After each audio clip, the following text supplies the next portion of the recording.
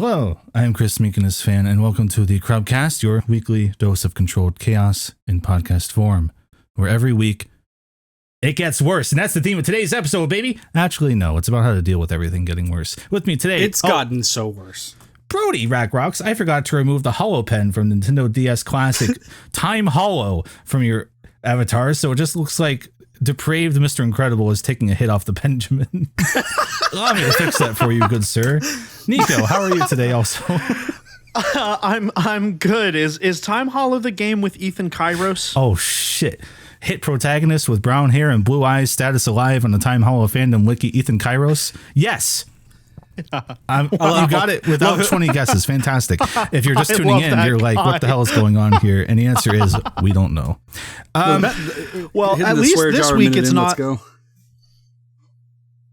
I agree with both of whatever both of you just said, for the record, even if it was depraved. At least this week it's not our fault for things getting worse.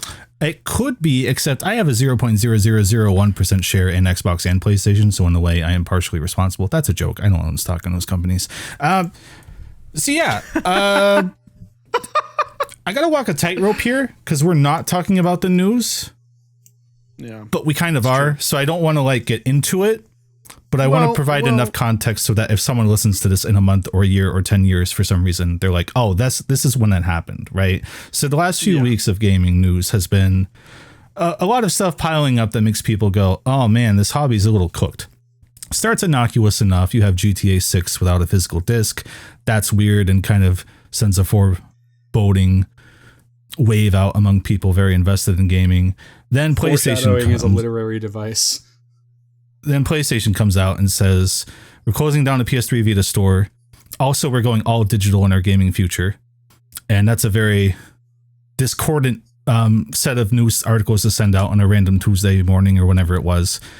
Today, we sit down and Xbox is laying off 1,600 people with another 1,600 people over the next fiscal year.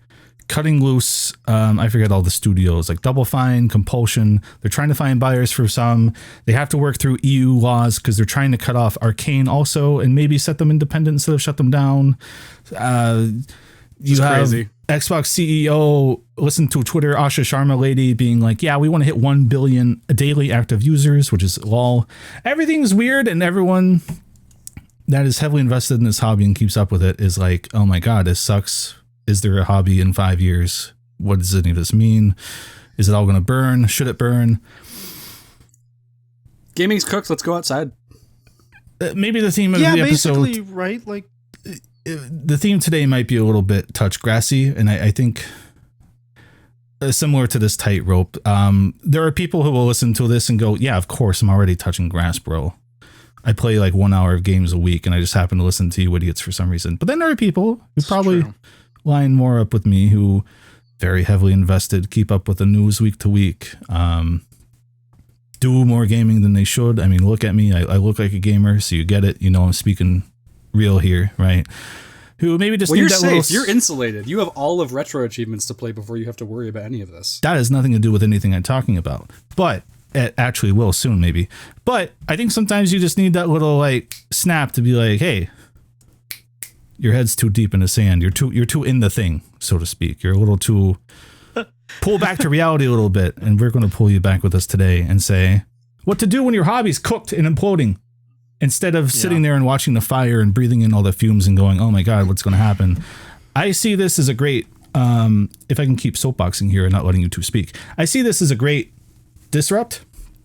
I think this PlayStation thing alongside the unspoken issue also of memory prices going up again in the next quarter and then maybe going up again over the next year, Microsoft projected, who are one of the ones causing this. So I guess you should listen to them. This feels like a not fixed by 2030 thing, but maybe PS6 lifespan issue.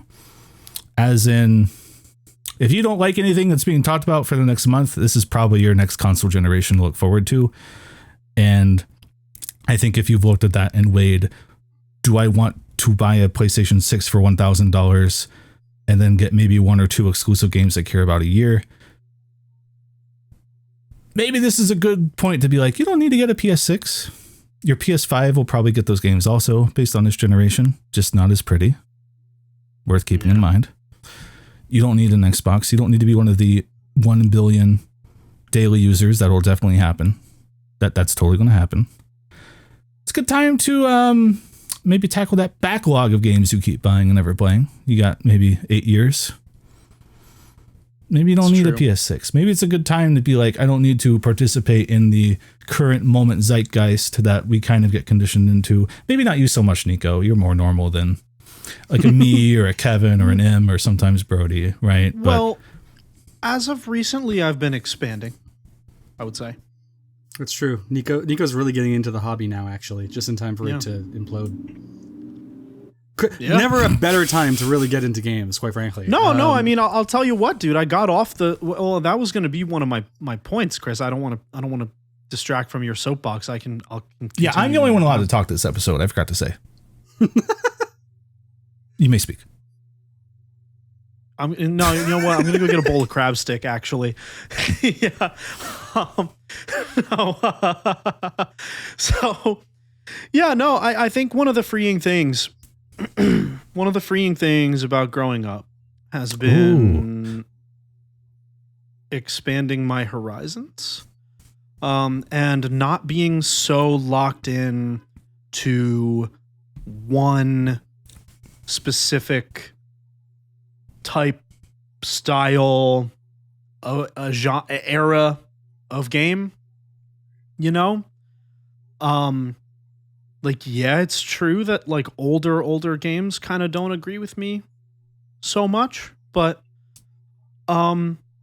they do now. Different types of indie games appeal to me, like games made by one person or two people. Key context for a potential new listener might be that you were mostly a Souls kind of guy before a year or two ago. I guess we haven't talked about that in a while, right? Like, yeah. So, not that we need to like get real into it. Just like there might be some people listening who's like, bro, I already play a ton of different games, bro. No, it's always a good point to give a brief history. Is it? Started gaming. I started gaming. It all started when I was born. I guess we're going. All right, Nico, when did you first start gaming? No, bro, just listen to me. I started gaming pretty seriously in 2018 in comparison to the super casual gaming I had been doing before that. I played only Souls games for 5-6 years. That is what don't do Black Ops Zombies like that. And roundabout like a year or two ago, I got a gaming PC, and it really expanded my horizon. And I've been experimenting with different types and genres and styles of games as well. I also got into card games like that. Like that helped me, right? Like a lot of things got me like across that barrier, right? Yeah, and I won't do. You're right, Brody. I won't do Black Ops Zombies dirty. Black Ops Zombies is the only game I have nostalgia for. It was the only one I really played. Anyway, I digress. Mm-hmm. The point being that going from only playing one and enjoying one type of game to now being able to play whole different types of games, along with the physical medium of card games, which are cardboard that True. I physically own, and I can bring the pieces of cardboard and use the rules with other people who know how to use the rules with these particular pieces of cardboard. It's awesome. Ew. Wait, you talk to people that aren't us?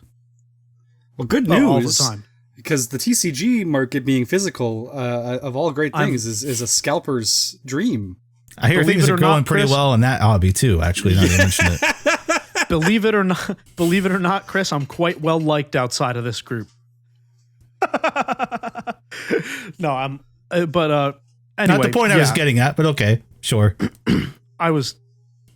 Anyway. So we hate you is what I'm trying to say. Yeah. Mm-hmm. I was just saying the cards cost a lot too, bro. If you're like, come on over, the water's fine. I'm like, jump in, but put some sunscreen on. Dude, you can simply proxy them, and play with, like, you print out the pictures of the cards and you put it in the card sleeve with, a much cheaper card. And you turn it backwards in the sleeve, and then it's like you can get into it. It's not difficult. They have websites that you can print out. I actually like this idea because it's like you're in the one season of Digimon where he makes a fake card and he puts it in the reader and it becomes real. Oh, isn't that how Basically. Guillemon gets born? I think so. In Digimon Tamers. He Yeah, makes yeah, an yeah. OC. This is like Yeah, he makes this an is OC. people make like proxy decks of themselves that are like in theme. You know, like they'll do custom card art for like the card that they're trying to use or put in their deck, and like they'll just make everything a theme and they'll do it custom themselves. I know you meant for themselves, but like the idea of them making cards of themselves is really funny to me. Just be like, I play Brody. He's the most powerful card in the deck. He automatically wins. Brody, my commander's name is Nico, of course. So, you know, anyway, I digress. Like getting into different type of games, broadening your horizons, definitely something to do when your hobbies like getting a little bit when the future of the hobby is narrowing. Broaden your horizons to the past. Sure. I think I had this, like, I feel like I've already been braced for this because, you know, with the job market in my specific field, the way it's been for the past 6 years, I have not had as much money to spend on games as I used to. So it becomes a situation where, like, I no longer buy, you know, the biggest games when they come out anymore. I do kind of tend to wait for like birthday or holiday money where I'm like, I can see myself spending this and not quite feel as guilty about spending it, kind of thing. But where that led me is, you know, back 5 years ago now, probably more, there was like a PlayStation Plus sale where you could get like several years for cheap.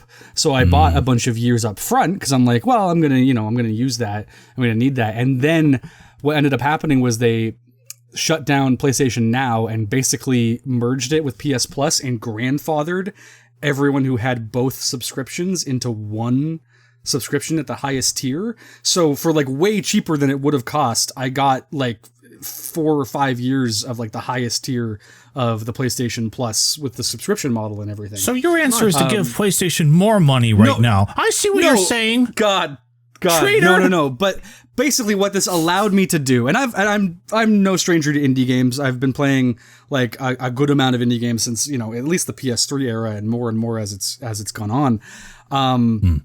But I think that not having the dosh to like go and play the biggest things right away and relying more on like those subscription services, which do tend to be more indie heavy because those are the games they can get for cheap and put on there. It allowed me to really like expand and play things that like I probably wouldn't have played if I had to, you know, go out and buy them specifically, or that if I just saw them on the store and been like, oh, maybe that looks neat, but I don't know if I'm willing to go spend, you know, the money on like take a chance on it.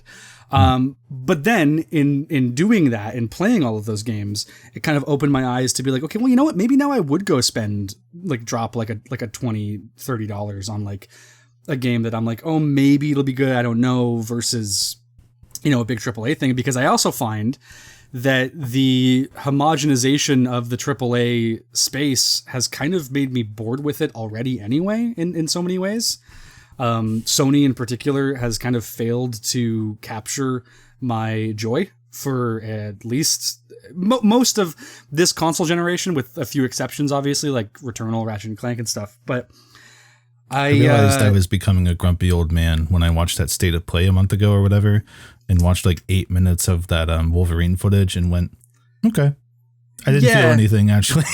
Yeah, no, I felt nothing. I was just like, man, I really wish Insomniac wasn't in the Marvel mines. Like, that's where I'm at with that.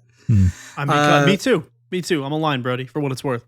Yeah, and so I think like my advice, is look to the indie space, because not only are you going to be able to get games for cheaper, and especially now way cheaper than you're going to be able to get like the big titles, you're also going to be able to see like way more creativity and, you know, talking about the big thing driving all of these issues, you're going to see like a lot less, if not literally zero worry about like there's AI assets or whatever in this game. I wouldn't like, go that far.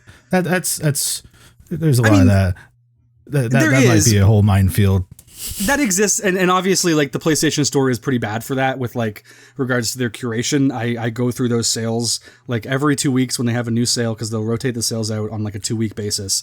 And I go through. You've almost bought Tung Sahur only up like 3 different times. But, God, no, that's the thing is I see games like that all the time, and I'm just like, no, I wish the curation was better.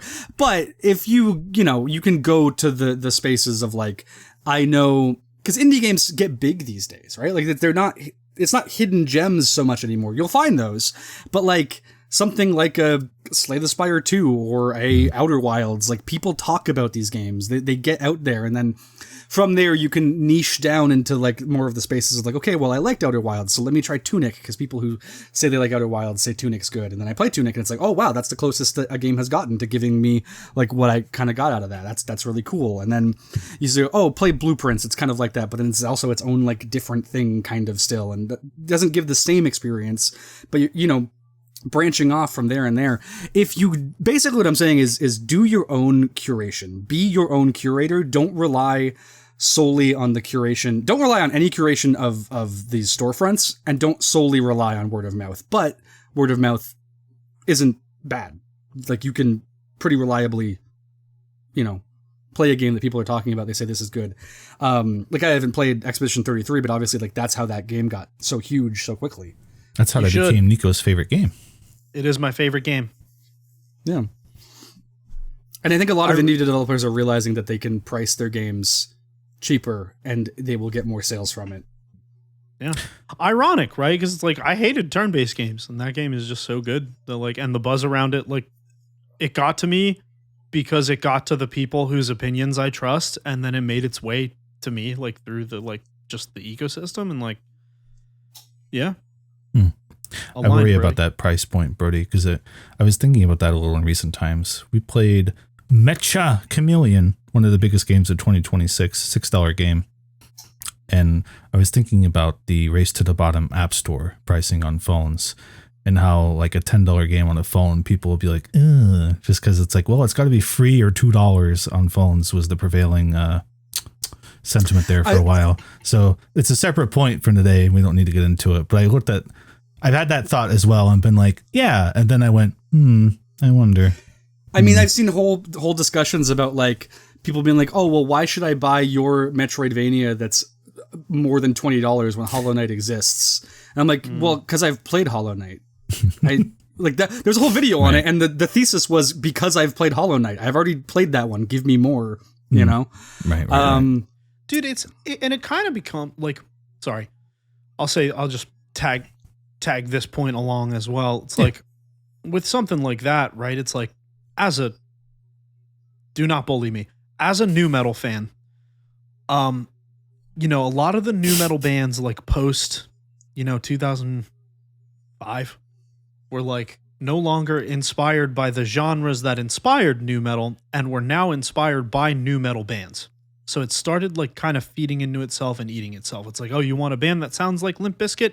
Here's 5 of them, right? Or you want a band that sounds like Linkin Park? Here's 10, and it's kind of the same thing in games where it's like, if you want that, it's there. It's not the original, but you can find it for sure. Yeah. And I think there's an interesting games develop, tons of especially Balatros out there. Tons of Balatros. It's interesting because like the way that games develop, and as they niche down further and further, like you will find now, dozens of clones of the game that you like if you go looking. But, obviously they're not always going to be good. Some are going to be worse. Some are going to be the same. But then, every once in a while you find that game that just like takes it to like the next level in a way that will only hit for you because you are such a sicko for that genre. Yeah, Nine Souls definitely does that with like niches down from Souls to Hollow Knight to Nine Souls. Yeah. Like that's a few levels of niching down, but like you get there. For me, that was Demon Turf, where it's like I would not recommend Demon Turf to someone who has not played a 3D platformer game, but as a 3D platformer veteran who kind of thinks that, maybe I wish Nintendo would make their games a little harder off the jump. Like Demon Turf this is a veteran 3D platformer, and it rocks because of that. It is made specifically for someone like me. Yeah. I would never recommend it to a beginner, like ever, but you know, and those are the kinds of games that don't get to exist until you do have that kind of clone boom. Yeah. Right. And yes, you have to wade through some options to get there, but you can find it if you're diligent. And the thing is I'm and you need some legacy skill in your genre, your chosen genre as well. Oh yeah, like gaming literacy for sure. Your gaming literacy level needs to be like, even Hollow Knight. I think your gaming literacy needs to be like at some level of at least average. There's a reason why I needed you to coach me through that one. Yeah, and the thing is you got your hang of it pretty quick. Yeah. Whereas like Nine Souls, once you learn like that game, the specific game you're playing, you get there. Yeah. But because Nine Souls, I got it by myself for the most part. But the larger point with regards to the topic at hand is just explore. Don't like it's funny to be like gaming's cooked. Games are gone in 5 years. Like that's hilarious. Yeah. But the reality of the situation is, with the way that gaming has gone, like I said, like, it has never been a better time to be into indie games. And now with it getting so much worse in the AAA sphere, it's going to be an even better time than it already has been to get into indie games. Because I mean, the truth of the matter is when the economy suffers, art goes up in quality. Like when times are bad, art is good. Like that is just a consistent thing throughout all of history. So we shouldn't fix any of this, and this is like culturally enriching. I get what you're saying. I got you. Crazy. I'm picking up what you're putting down. The thing is, it's not good for artists. It's terrible for artists, but the art itself, hey. I'd even maybe step to the side of that point. Not that I disagree with it, but like if Gregorio the Game Wizard popped into our reality and said, "Hello, I'm Gregorio the Game Wizard," slammed his staff into the ground and said, "No more video games will ever be released from this moment forward." There's like 50 billion video games. You are not going to get through every game. If you're really into this hobby, I should say, if you're like, oh, I like Call of Duty, Madden, you're probably not listening to this. But if you're like open-minded, there are more video games that exist right now than you will ever get to in your entire life. You will die with a backlog and games that you're like, I really want to get the Chrono Trigger. I just never made time for it. You can start just playing simply those. play all the Yakuza games. What a great time to finally play all 30 plus Yakuza games. I'm still working my way through Kiwami 1. No, you're not. That's a lie. You haven't touched that shit in like a year, but I respect the sentiment. I'll get there eventually. Maybe not, because now the series is cooked, but you can play all the non-cooked ones, all 50 billion of them. Yeah, that's true. Chris, I am aligned for what it's worth. I do agree with that entirely. Like it's like I said, like when the future narrows, expand your horizons to the past. Right. I thought you were going to go even more extreme with it and say if Gregorio the Game Wizard came and said you can no longer play any video game ever again, there's still like 50 million different hobbies. No, there is something to be said for that. I wasn't ready to go. There is something to be said for that. I wasn't ready to go quite there yet, because also it's like, even if you're like, oh, indie games, there's too many to go through, or I can't find someone to guide me in the right way whose opinions align with mine. Even if that, I mean, shit. If Gregorio the Time Wizard slapped me in the face with his thick, stiff wand and said, you can only play all the PlayStation AAA games you haven't played yet, I still haven't gotten through God of War, Ragnarok, Horizon Forbidden West. Like, I could fill a year just on the PlayStation AAA shit, and I imagine many people are in the same boat. This is just more of an appeal to the people who are like really head down in this news and like really freaking out. It's like, oh my God, my hobby's cooked. And we're just pulling you up for air and be like, bro. Yeah, saying, no, you're fine. Like, it's good. Like, and we're all in this together to a certain degree. We hate you, but we're all in this together. Yeah. God. And let's be honest, most of the people playing video games now are playing Roblox and buying the $6 Mecha Chameleon games. And listening to this podcast, I hope. They're all in Norway. Shouts out Norway. I can't imagine our demographic skews quite that young. Maybe it does. Shouts out Norway. That's a good game to acknowledge checking your own biases on, and by your own I mean my own, though, because I saw that go around when it was like, oh, it sold 1 million copies, and I'm like, man, there's just a new game with some stupid name every other week at this point. Yeah, that just pops up. It's like, this is the most popular game in the world and you've never heard about it, and I'm like, what? We played it. It's pretty fun. Well, it's like every week another $1 million or another 1 million subscriber Minecraft YouTuber gets canceled that you've never heard of. It's the same principle. Yeah.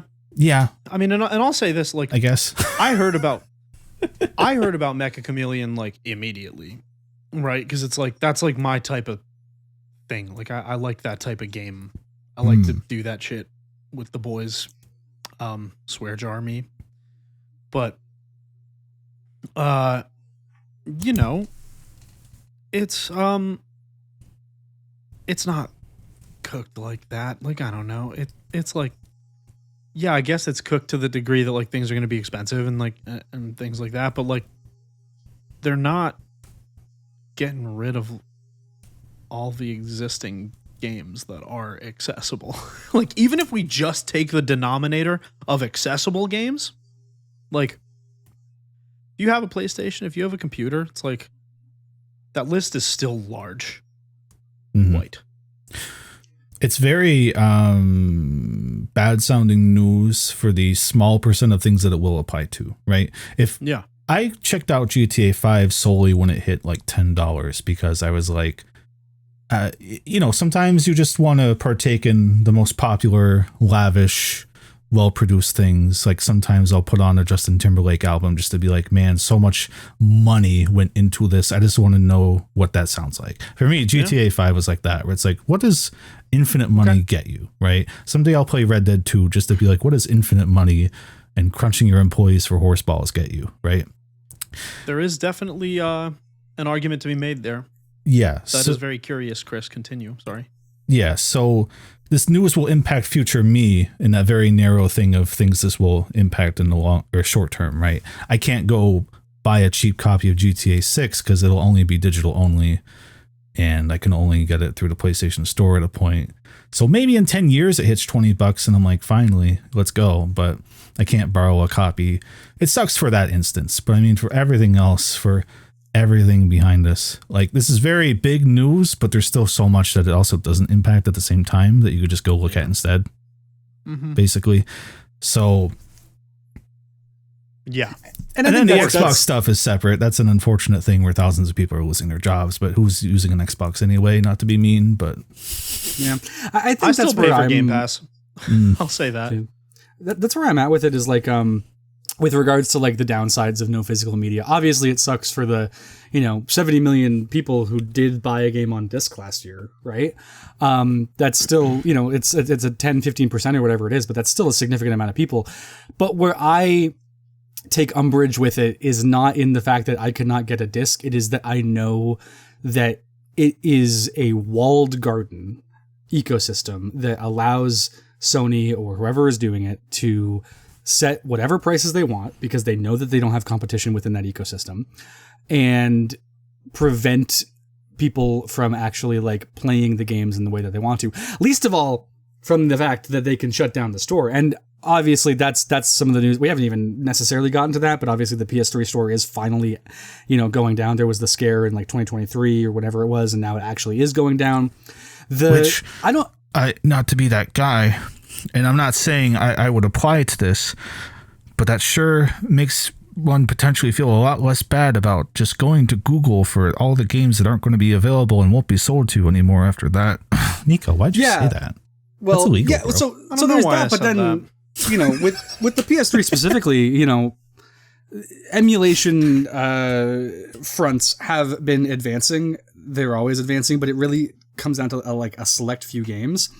And especially, talking about me being into like a lot of the indie games back in the PS3 days, there's a lot of those where like there's no way that the emulation is going to get working on like the first Worms game that came out on PS3, Bomberman Ultra, Cuboid, Lemmings. Those games are gone. Like those games are gone once. Okay, it could happen. It could, maybe, and it would be nice, if those games got dumped and they were actually playable, and that would be great. I just don't like super see it as realistic as like these beloved games from all time. You're not going to see people spin off a separate fork of RC PS3 for MGS4 for something like a Worms if that's what it took. Yes, exactly. That's exactly where I'm at with this. You need either a general one or it doesn't happen, right? And so I think. With regards to it going down, you can't purchase games on there. I'm like, whatever. I'm not. Sometimes in the past couple of years, I have gone to the PS3 store and like downloaded something where like I've misplaced the disc. And it sucks. I go and download like the version of it for like $5 or $10. Like Sonic Adventure 2, I lost my GameCube disc, so I just went and downloaded it there. A couple of the Ratchet and Clank games, like similar boat. And so that was nice to be able to do that, but ultimately, like, you know, I can find a disc of those if I need to out in the wild. I can order it from eBay if I absolutely have to. Maybe exorbitantly priced, especially now it's going to get crazy. But like, you know, there's options there. The issue isn't even for me like that I can't buy games there. It's, and again, and I you know, we had a whole conversation within like the Crub private server. I was talking with, you know, Kevin, and he was like, it is boilerplate legal speak, but it does worry me that there's, you know, oh yeah, and you can still download your games, you know, for now you can still download the ones that you at least purchased. And I'm like, okay, but what that means is eventually their words were the foreseeable future. For the foreseeable future. But then, you know, that is such a vague statement. The foreseeable future could be next month. The foreseeable future could be 5 years from now. It could be 10. But ultimately, it doesn't matter, because what it should be is you paid for the game. You should have access to download it at least forever. And the thing is that you could say, oh, well, maybe that won't happen. Maybe that's fear mongering. But they literally just delisted like 550 movies that people paid for and now cannot download. And this is where I can tie it back to the topic. I'm going to free you. It's going to shut down. You're going to lose access. They will take it from you, Brody. You have no entitlement to it. And that's my point. Even though you paid for it. And that is but the to the point of what we're talking about today, which is not just going over the news, that's a very freeing idea, because now you can be like, well, what if I just got it through some other means? If I could get Bomberman Ultra and Planet Minigolf through some other means, absolutely, that would be great. But I don't think I can. What if it was just on Google.com and RC PS3 would advance pretty quickly now that this news is out there? It would be nice. It would be nice. It will be nice. It would be quite nice. Yeah. And, you know, to kind of evolve this topic just a touch. Ooh, did you evolve? I will say there is the option of branching out, you know, in a more IRL style, kicking it, busting it down IRL style. Sometimes, right? Like, you know, which will either be the most, yeah, bro, I already touched grass to some people, or like, what do you mean there is grass on this earth to others? No, I think there's maybe two suggestions he has of what you could do. Go to patreon.com/crub. Brody. Yeah, you can go to patreon.com/crub and you can watch all the games that we played over there. Digital wand, you know, plenty there. But I think you had two other options in mind, Brody. Yeah, would one involve a 20 questions? Would you suggest something like a metal club of some sort? That's definitely involved here. Yeah. Mm-hmm. Yes. Mm-hmm. Or some kind of stick, which is applicable to both. Yes. Brody got there. So I should go outside and drum. Tell us about drumming and golf. Yeah. So, well, you know, and I will talk about drumming and golf, but please, audience, take this metaphorically to mean like whatever it is to you, right? Beating my shit music, crazy style. Got it. Right. Well, I don't know. I personally, and I just came up with this recently, but it's like something that's been on my mind is just like, if your hobby didn't exist, right? Like if it was suddenly like, okay, your hobby never existed. Like, what are you doing? You know, what hunting would you down be doing? Gregorio what with are an you iron doing? fist. Right. And it's God. Well, and for me, it's like, if I'm not making music, I'm golfing. If I'm not golfing, I'm gaming. If I'm not gaming, I'm making music. So it's like, you know, you basically, what somebody told me one time, and I do subscribe to this, is that like you need a hobby you need 3 hobbies. You need a hobby that keeps you fit, a hobby that fulfills your soul, and a hobby that makes you money. Beating my shit crazy style. Yeah, I got you. Right. And, you know, the thing is, like, the money-making one's a little more difficult, obviously. Like, and they say if you like what you do, you'll never work a day in your life. But it's like, then they tell you, like, oh, that won't make money. You know, and it is what it is to a certain extent. But it's also like, you know, when one thing is broken, you have to have multiple fail safes and multiple checks and balances, right? Like, you know, if I can't play the drums, I play the guitar. If I can't play the guitar, I can play the bass. If I can't play the bass, I can DJ, right? It's like I've got a bunch of like things in the bag, right? In terms of at least like even within that one hobby, right? But then outside of that, it's like golfing brings me a lot of benefits, right? It's like I go outside, I'm standing up, because remember, all my other hobbies involve sitting down. I would also encourage the audience to find a hobby that has something a little different than what you're used to and give it a try. Because if you like it, you'll like it. And there you go. That is true. You know, and I mean, honestly, I found something similar to the things that I do. It's just a little different, right? It's like, I play the drums. Great. What are things that are similar to that? Gaming is similar to that in that it's all timing and rhythm based. Golfing is similar to that in that I'm hitting things with sticks, right? But they're all different in different ways. And they fulfill me in different ways. And so I guess what I'm encouraging people to do is draw some lines that others might not draw right away. And go find yourself something cool to do. Yeah, and alongside gaming. Sometimes I find suggestion. like, yeah, What? Don't get so into those hobbies that you're then constantly following news about the hobbies, and then all the news is depressing about those hobbies. Keep it casual. Yeah, or have like a non-news hobby like sewing. Yeah, embroidery.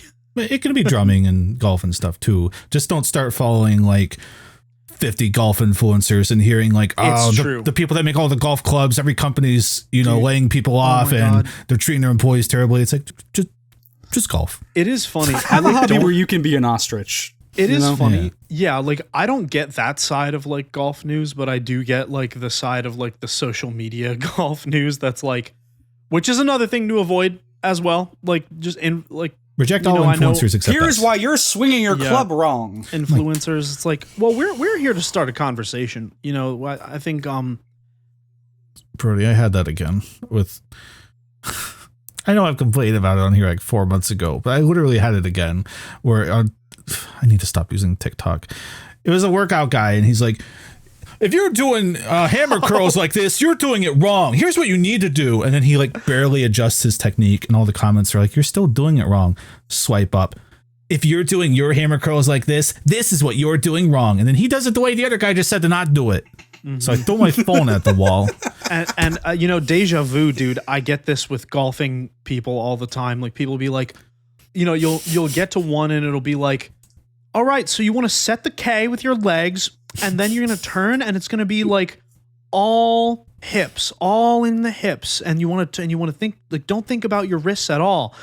And then you'll get to a next guy and it'll be like, all right, then. So when you get to the top of your backswing, you want to turn the club face inward, crank your wrists like you're doing the opposite of a motorcycle, and then come through and let the club do the work. Right. And it's like, okay, dude, like, you know, what you need is a golf lesson by a professional, and you know, and then trust them entirely and don't listen to anyone else and just let it be enough. Maybe. Yeah, maybe. I mean, asterisk, right? Like, you know, I you're just doing more work for the same result though, because then you're like, well, maybe I should double check with a different golf professional, and they're like, oh, so that guy told you to not lead with your wrist, didn't it? That's a bad end. That's true. It's true. You paid that guy $200 to learn that. I guess what I'm saying is that like I could be your drum teacher. You know what I mean? Like it's Nico like Kuhn. I would not be a good drum teacher because I don't remember how not to play the drums. Okay, but Nico, think of how much money you could make if you went on TikTok and went, here's how you're playing the drums wrong. It's the perfect rage bait, because like you either believe what you're saying or you don't have to and you say it anyway. And everyone's going to get mad at you. Because like, if I've learned anything, musicians have strong opinions on how to use their instruments. There are people who play. It's very true. But then there are people who use social media and play instruments, and they will let you know everything you're doing wrong. My strong opinion about anyone playing their instrument is do it the way is close your eyes and just use your ears first and literally don't listen to anybody else. Anybody who tells you anything else is wrong. I'm saying that you go on, you say, here's how you're playing drums wrong, and then you cut to playing like a trombone. Well, yeah, actually, it depends on your goal. It actually does depend on your goal and your outcome, right? Because like, if you do want to do certain things, right? Like if your goal is to play like something very technical, and it goes for games too. If your goal is to play something very, very technical and very like, okay, I want to like go speed run. I want to go like, do the boss rushes and all and perfect all the bosses and do a no leveling run in the Souls games or whatever. It's like, you have to practice a certain way. It is true. You can't practice the wrong way or else you'll build the bad habits. Like that is very much true. Yeah. So like my advice earlier about just close your eyes, use your ears is not wrong, but it is not always applicable. And I do think like, if you're not trying to do things like very technically, if you're trying to be creative and you're trying to like, and your goal is to like write music that you like and write music that sounds good to you, then use your ears for it. If you're trying to be technical, practice the chops, practice the technical. Same thing goes with games. If you're trying to be more creative, go play Minecraft and just play creative mode. If you're trying to be technical, go play Dark Souls and be technical at it, but practice it the right way. I was gonna say I'd like to add like a little bit of perspective to our what your options are when games aren't the option. Which is that obviously yes, you can play. There's a bunch of different games. They're interactive. You can play different games for different reasons. True. But with something like a Minecraft, or even like a Little Big Planet, right? There is a level there at which you are playing to be creative. But most games, right? Most games fall into the I am playing this to be entertained, not to necessarily be creative. Like maybe you're creative in the way that you play or whatever it is, but you're playing the game. You're dealing with what the game is throwing at you more than anything, more often than not. And so I think this advice or this perspective goes to that, where it's like, when I'm unable to, play a game or whatever, or when I'm a little tired of it, I tend to then, if I want entertainment of that caliber, it's like I might go watch a show, might go watch a new anime or something. Anime mentioned? I don't tend to then go be like, oh, I'm going to go draw. I wish I was like that, because sometimes I am. Like very, very, very, very rarely will it be, oh, I don't have anything to do, which is just, junk food in my mouth. Let me go do something creative. Or maybe I start watching an anime and that gets me into a more creative mindset. I find playing or watching something tends to get me a little more creative than playing something, because I think there's an active part of my brain that isn't being used. So I'm thinking about things like that and I go, oh, I want to go get up and do that. But again, it's rare. I wish I could self-motivate more in that way. But what that essentially comes down to, the idea there is like, when I don't have this, call it junk food, call it whatever, but when I don't have this entertainment, being entertained in the form of being something coming at me and me having to react to it, whether that's a game, a show, whatever, I don't immediately go, oh, let me go then now do something creative. So the idea of replacing the hobby with a hobby, it's not exactly a one-to-one of like, oh, I can't go play a game, let me go draw. I wish, but it's more like, I agree. Yeah, but it's in that case, it's more like, oh, let me go work. If I'm already like, oh, working on a short and then I complete a bunch of shorts, but I'm still feeling creative, then it's like, oh, maybe I'll go draw, or maybe I'll go try this other creative endeavor. But unless I'm already in the mood for creativity, I'm not jumping to creativity or creation or. Wait, so what's your suggestion for our audience in that? It's that you kind of have to find a hobby. Something like a golf maybe makes a bit more sense, because that is, you're not being creative, you are doing the thing that are set out to do. Or even with instruments, right? Like it's like, oh, go learn to play a song, don't necessarily have to go create a song. So that's and so that's what I was gonna say, right? Is it's like, it sounds like, if I were in your position, Brody, I would probably find something pointed and targeted to practice for 10 to 15 to 20 minutes a day. With drawing, so that it's like, okay, it's not taking up like the entirety of my time, but it's like I am moving the needle and getting better in like practicing this thing, for 15, 20 minutes a day. And that would be the healthy way to do it. But I'm like I'm like, sit down and do it for 8 hours or don't do it. I used to be that way until somebody told me like 18 minutes adds up to 100 hours a year, 18 minutes a day. And so I was like, oh, I can do that. And then I started there and it ended up being like 45 minutes, an hour, like, and it's like now I don't as much because I got injured playing golf. But like, and so I still like, and I still play. Like I still play regularly a couple times a week for yeah, I started off doing it every day and then it worked its way into my routine and now I can't not do it at all. But it's not like every single day, but it is regularly, Yeah. To the point where like I still see myself like getting better. I still see myself improving. I still see myself like staying sharp in a way that I was not able to before. And so I think like, I guess what I'm getting to and the point that I'm trying to make relevant to this is like, the feeling of dopamine you get from getting better at a game and progressing in a game, it is very much possible to recreate in real life. But it does require practice and it requires regular and targeted practice at whatever it is you're doing. So instead of just being like, okay, I'm going to practice drawing for 8 hours or whatever, you just be like, all right, I want to work on eyes and just draw eyes for 20 minutes. Yeah, and that's how you should do it, and that's how you're supposed to do it. And eventually maybe I'll do that and I'll start making, I don't know, furry commissions or something to get money because that's what makes money. Ooh, that's Like, something what to makes do when money. gaming implodes. Become a furry artist and then you can afford to save the industry. Yeah, that's true. Don't gaming's done. Go into porn. You can buy Well, Xbox when they try to sell it in another- 6 months. And I'm sorry that I'm soapboxing so much here, fellas, ironically, but I have one more thing to say, which is, again, metaphorically, start a band. Right? Like get like Metaphorically start a band. Right. Whatever you're doing, whatever your hobby is, whatever your chosen other thing is, like go get a couple other people to do it with you regularly. Like not always, but it's like if you start doing it and you're like, all right, I'm good enough at this and I want to like, get better or like do it differently, like bring another person in, bring somebody in, start a band. I don't know. Accountability?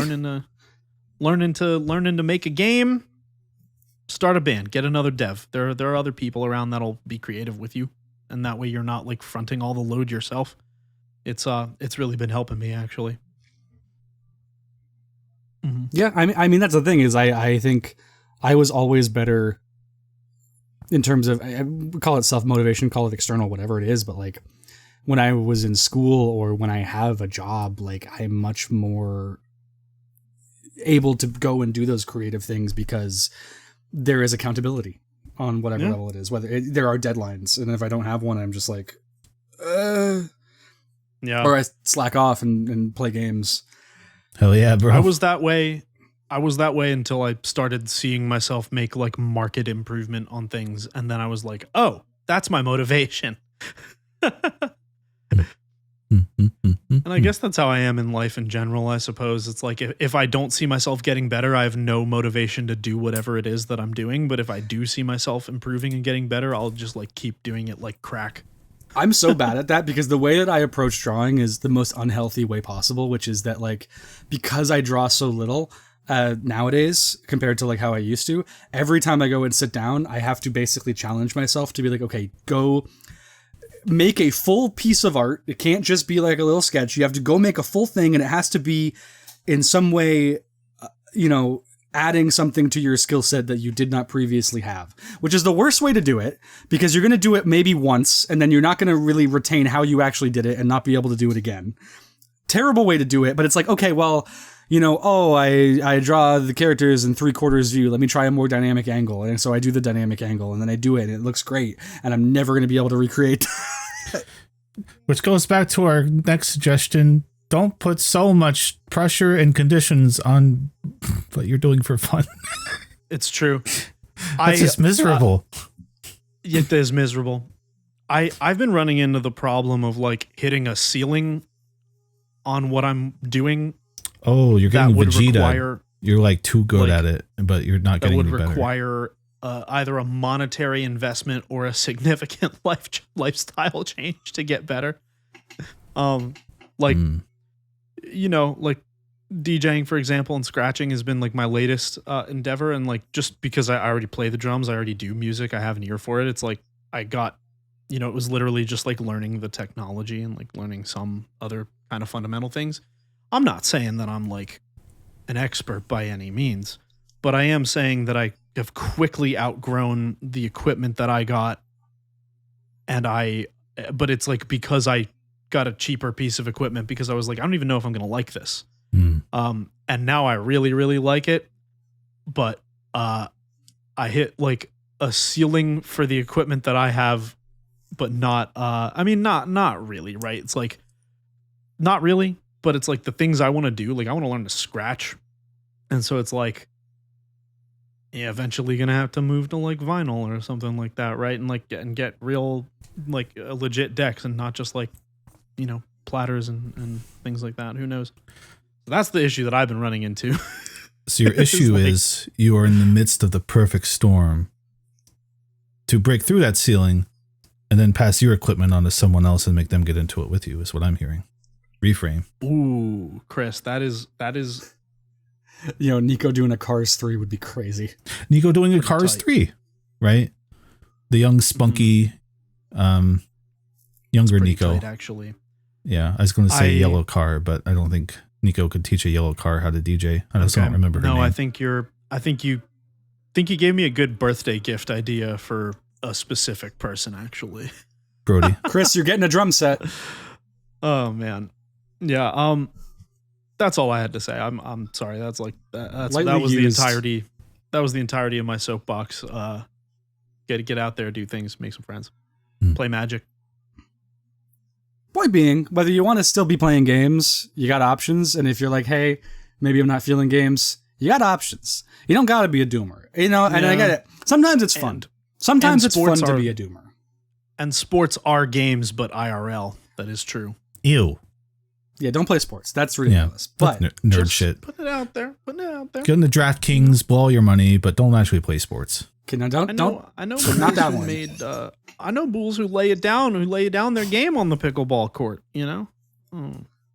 Not me, but pickleball. Bulls. I think in terms of, I think we're closing in on what? No, we're only halfway through. Are we really? I don't know. I'm looking. I don't know. I just wanted to be combative. Whatever. I just, it's a weird world.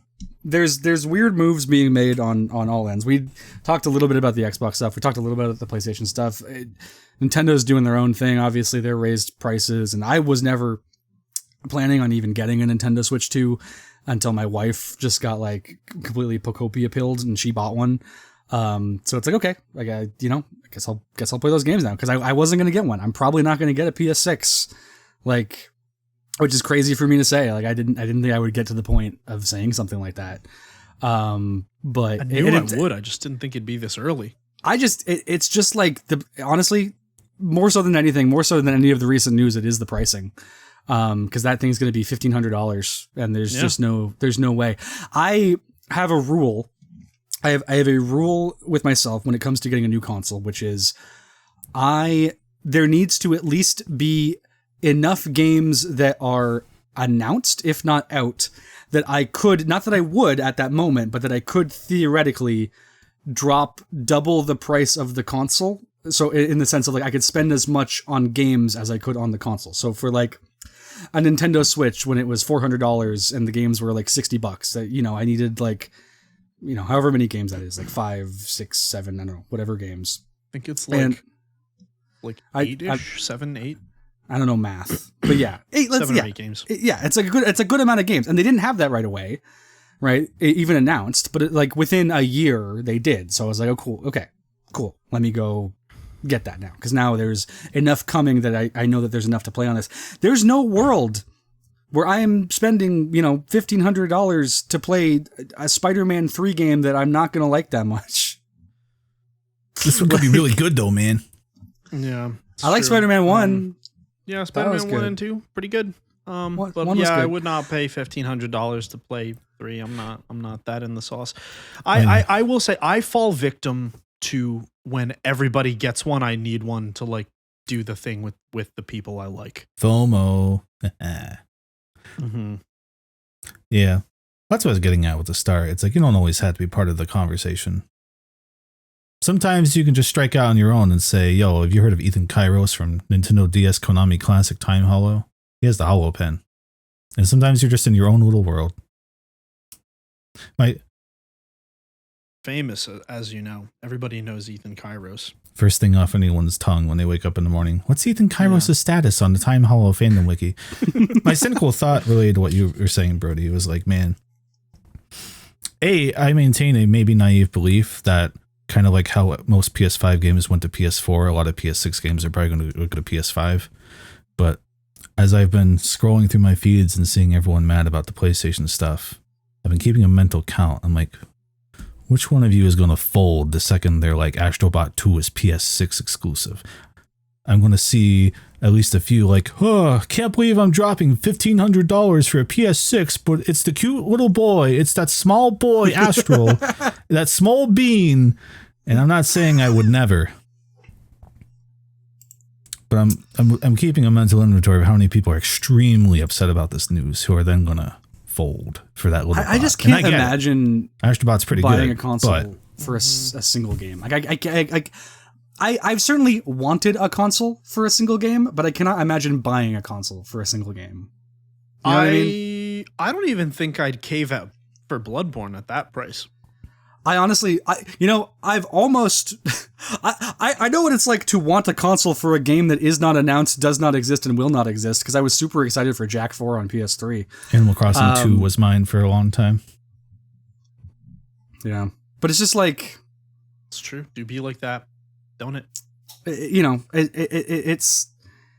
Buy a console if and when there are multiple games that you are like, I really want to play those multiple games, because no single game is going to be worth the price of a console plus game. GTA 6, brother. Yep. Yeah. Yep. And okay, Asha Sharma, because I know you're listening. Because she's part of our Norway audience. Who? Yeah, Asha Sharma, the new CEO of Xbox, who listens to Twitter and Podcast Bros. Asha Sharma, I'm going to talk to you directly. I'm going to talk to you like the Podcast Bros that you listen to, because apparently you are into that. I don't want to edit this episode for slurs. Listen up, kitten. Daddy needs you to make physical discs on Project Helix. That wasn't even a good bit. Yeah, that wasn't worth it at all. No, I thought you were going to say something bold at least, but you just called her a I thought kitten. you were at least going to like discs. give a real message. No, make physical discs on Project Helix. You'll win. You'll do it. Win. You can take back the storm. It's like putting a jetpack on the turtle in the race. Like it's just going to fly backwards and die. Honestly, they just need the equivalent of vinyl for video games. No, that was something I was going to touch on a bit ago with the physical disc talk, because I was like, you haven't owned the game you've had on the disc for a long time anyway. Like it is just kind of install code. Like even the companies that were like, yo, we're going to give you a finalized disc version.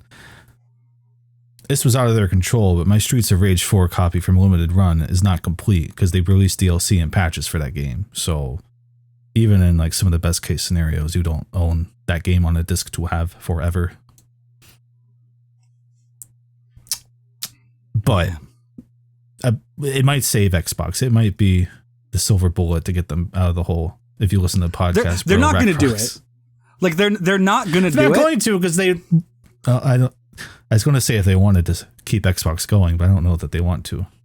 Well, that too, but like they could. And here's the thing: either way, the numbers theoretically don't lie in the sense that like people actually don't care, like in terms of their actual buying metrics. But like online, when people are talking and being reactionary, they care enough that you could make a move and theoretically on a generational shift, because that's the only opportunity that you have to do this.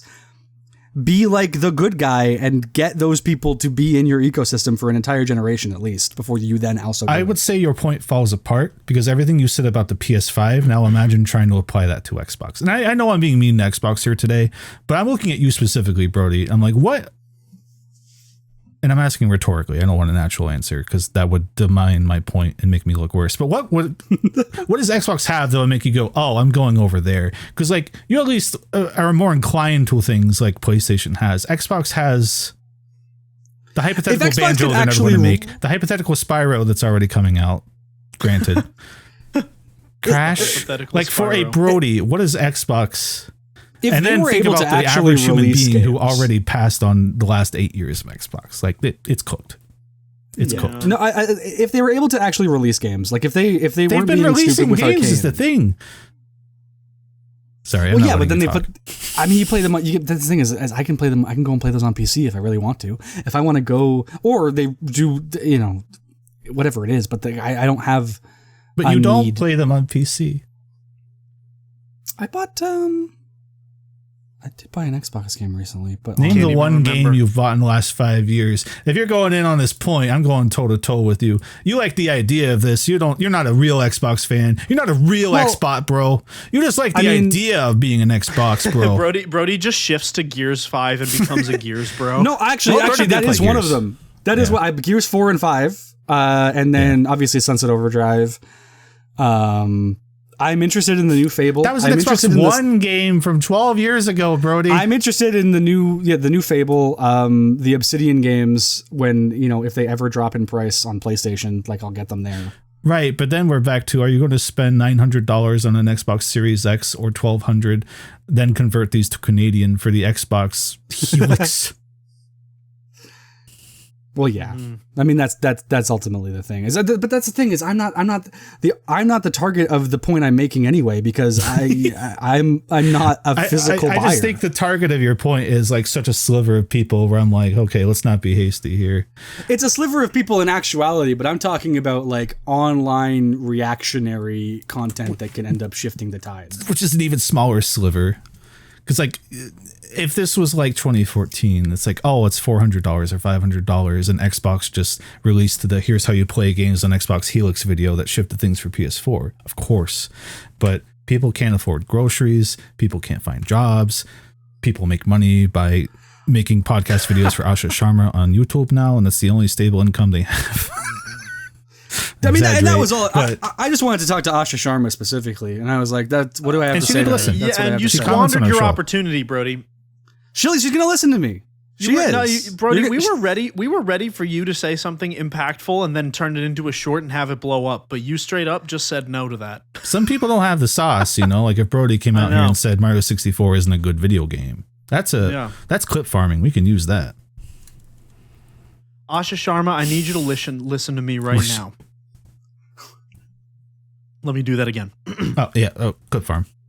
Asha Sharma, I need you to listen to me right now. Mario 64 was not a good game, and I need you to learn from this and take Xbox in a direction away from that. Okay, you hear? Away from Mario 64. Thank you. I can already see the comments if that was released. I can already see people just like twisting themselves into a bunch. Like, this guy doesn't even know games. Why would that matter? And then that's how it works, baby. Rich. Oh, man. Well, speaking of rich, Wait, hold on. Chris, what do you have to say to Asha Sharma? You're the only one who hasn't said anything to her yet. She wants me as a consultant. She can pay me. That's fair. These services don't come free, bro. I don't think there's any way to save Xbox, though. So I'd make her pay me to say that. If it's worth it, let her work it. All right. So we're landing this plane finally. I think the final point that I'd make is one I learned myself, which is that I tied too much of news of the industry to my enjoyment of the hobby that the industry makes. So I was always thinking about the latest news, headlines, layoffs, and then I'd take it into my hobby and go, man, this sucks. That's depressing. Instead of enjoying the video game, I was just still thinking about all the news. So if that's you, don't look at Blue Sky or Twitter or IGN or anything for 2 weeks. Sit down and go, why do I like this shit again? pick up an old favorite or try something new. Don't have your podcast or TV show blaring while you do. Just focus on the game for a bit and go, right, these are pretty cool. And you know what else is pretty cool? Erkman1, who listened to us and said, you know what? I have a question for these idiots. I sure hope Brody, Nico, or Chris doesn't answer this today. And unfortunately for Erkman, he spent his money and got us to answer it. Question of the week, which you can leave if you are a YouTube member, Twitch subscriber, or Patreoner. You can go into our Crub subscriber updates channel in our Discord, crub.org/join, go to the pinned message, and we have a Google Sheet. Today's is an easy one, a simple one. Watto from Star Wars replaces the protagonist in your favorite or last played video game. How far does he get? Now, I think this is interesting because you could view this as Watto playing the game or just actually being in the video game. Our joke is usually that he's playing the video game, but if he was in the video game, it'd be better. It's funnier if he's in. Yeah, it's a better exercise if he's in the video game. I mean, the question of last played versus favorite, like, yeah, it's very different answers. Let's say last played because I don't know what Brody's played lately. Yeah, and because then I was just gonna say, like, we already have, you know, Free Flight coming in Spyro, so we don't need to talk about Watto's Free Flight in the original games. But DK Bonanza, Watto and DK Bonanza, I think he would actually do fairly well because I think he would immediately align himself with Void Kong. Oh, yeah. Like I was trying to imagine him punching through the ground. I was like, well, he couldn't do that. But as soon as you say that, I'm like, oh, yeah. No, yeah, like he would immediately he would join Void Kong. I mean, they might fight at the end for like who gets it. You know what I mean? Like which one of them is more of a small little cretin. But I think he would just entirely be on his side, join the company, maybe try to take it over from the inside. Yeah, I mean, if we're talking about could he get the bananas, like he has the ability to fly. I don't think he could break him apart, though, is the issue he would face. He just doesn't have the strength. Punch him with his little wispy Mr. Burns hands. I suppose. But again, like he doesn't need to. You know, they're going to the planet's core. They're going to get the Banandium root together. I would say there's a world where he actually makes the best ending. Because I think Watto is deceptively evil. I think he would meet Void Kong from Bonanza. You know, and it'd be like, oh, you're on my side, how cool, thanks Void Kong. And then Watto would eventually let slip like, yeah, you know, I enslave children and make them race and, you know, I extract earnings from them and free labor and stuff. And Void Kong would be like, oh my God, wait. Like, I'm a piece of shit, but you're a slave driver? He's literally trying to enslave a child the entire game. So I think they would get along. Yeah, but that's just incredibly. One. You know, like this one would push the limits for him and he'd be like, I need to rethink some things, bro. And he'd just give up. To be honest with you, I don't really know much about Watto's lore. I didn't know all that. That's episode 1. Yeah. Yeah. Anakin Skywalker is his slave. That's why Darth Vader's evil. It's because of Watto. I mean, and then all the other stuff. Star Wars. You guys know me. Star Wars. The first 6 movies didn't make any sense to me. Yeah, but I didn't know that about him. If he's doing that, then he's not a good guy. But he's got a funny voice. He does. He sounds like Void Kong too. Is the thing. I think Void Kong might actually just be Watto. I like going to where Nico would have to go, which would be Returnal, because that does just mean Watto lands on an alien planet and keeps running into a bunch of dead Wattos everywhere, and is like, why am I dead everywhere? And then he'd have to sit with his own thoughts for a while. I think it'd be a very contemplative experience for him. Watto picking up an audio log of himself going crazy on a former loop. Yeah. He'd be like, and then he goes into the house and makes you play PT. Days, Say that again, Chris. Then he has to go into the house that makes you play PT. Oh yeah. The thing is, though, I think for Watto it would manifest as the house that makes you play Star Wars Pod Racer. God, that's even worse. The house that the house that makes you play Star Wars Pod Racer. Poor Watto. Although the idea of anyone from Star Wars having to like reconcile with like a astronaut from Earth in an astronaut suit that is like based in physical reality is really funny to me. Yeah, I guess they wouldn't know what that's like, would they? Yeah, they've Right, never 'cause heard they- of oxygen. They don't have to wear anything like that. Yeah, they just walk around. Yeah. I guess that would be pretty scary to a guy like Watto. That would be. Yeah. Never thought of that. Mm-hmm. I also like that every time he would leave the hub, it would be like Anakin abandoned. That's a Returnal joke. I know that's a Returnal joke. Why you dressed like that, huh? It's very funny. No one will get it because no one played that He's game. talking but it's about very the funny. he's talking about the astronaut. He's like, "Why you dressed like that? Why you wearing the helmet?" Mm. I don't have a good Watto.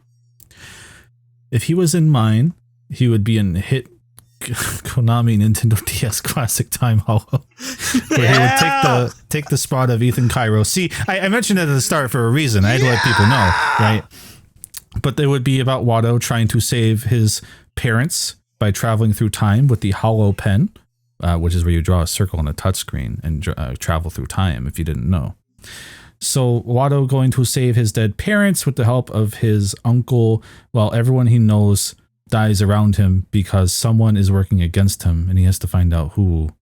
I think This would be karma for him. It would be Karmatic. karma, and I think he would give up because it would require some thought, and I think he would just be like, my parents can die, I don't care. So I don't think he'd get very far, and I think he would just be killed anyway. But I'd really like to play that game. Me too. Mm-hmm. Brody, if you had a Hollow Pen. I just keep picturing the sonic screwdriver from Doctor Who. I'm not gonna lie. That can work. I mean, that's miserable, but that's probably a similar idea, I imagine. What would you How fix? hollow is it? The Doctor just points it at things and it goes "Woo, woo, woo," and it does whatever he wants it to do. Basically, Okay, well, if it could only draw a circle and go back into certain points of time, what would you fix?